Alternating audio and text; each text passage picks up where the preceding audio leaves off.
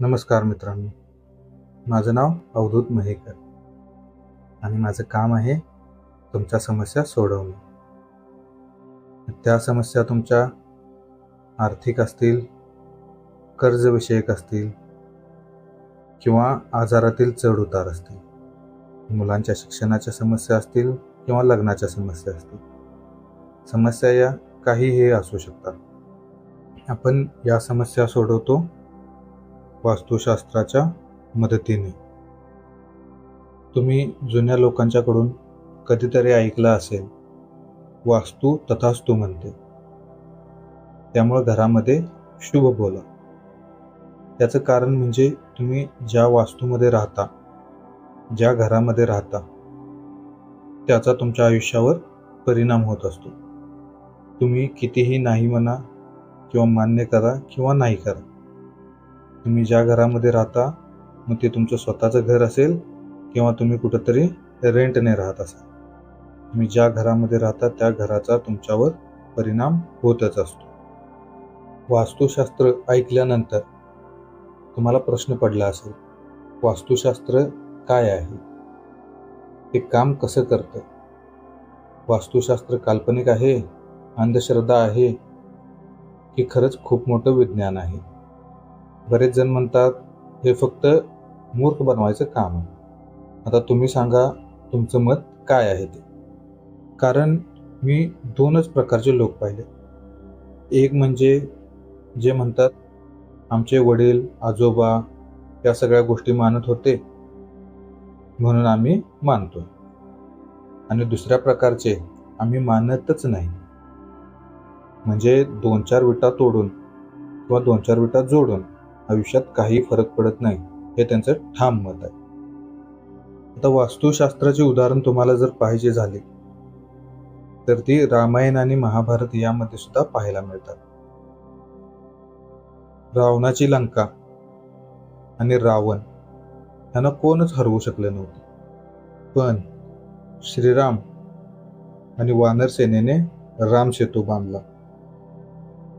त्यामुळे झालं काय, जी रावणाची लंका होती तिथे जायला रस्ताच नव्हता. राम सेतूमुळे तो रस्ता तयार झाला, आणि तो पण लंकेच्या चुकीच्या दिशेला तयार झाला, आणि याच्यामुळे रावणाची लंका आणि रावण यांचा अंत झाला. असंच एक वास्तुशास्त्राचं उदाहरण महाभारतामध्ये सुद्धा आहे. महाभारतामध्ये मायानगरीचं वर्णन तुम्ही ऐकलं असेल, जे माया नावाच्या व्यक्तीने बनवलं होतं. जी व्यक्ती वास्तुशास्त्री होती. कोणासाठी बनवलं होतं? पांडवांच्यासाठी बनवलं होतं. त्यामध्ये मायानगरीच्या मध्यावर एक खड्डा तयार केला होता. तो सेंटरमध्ये जो खड्डा होता त्यामुळे पांडवांच्या बरोबर सगळं वाईटच घडलं, म्हणजे पूर्ण महाभारत घडलं. वास्तुशास्त्राची खूप उदाहरणं आहेत आपल्या भारतात.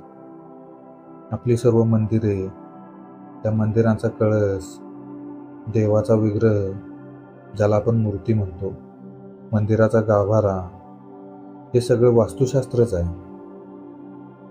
का तुम्हाला स्मशानात गेल्यानंतर वाटतं की सगळी मोहमाया आहे, हे सगळं आपण इथं सोडून जायचं आहे, आणि आपल्या घरी आल्यानंतर तुम्हाला किती छान वाटतंय, खुश होता तुम्ही.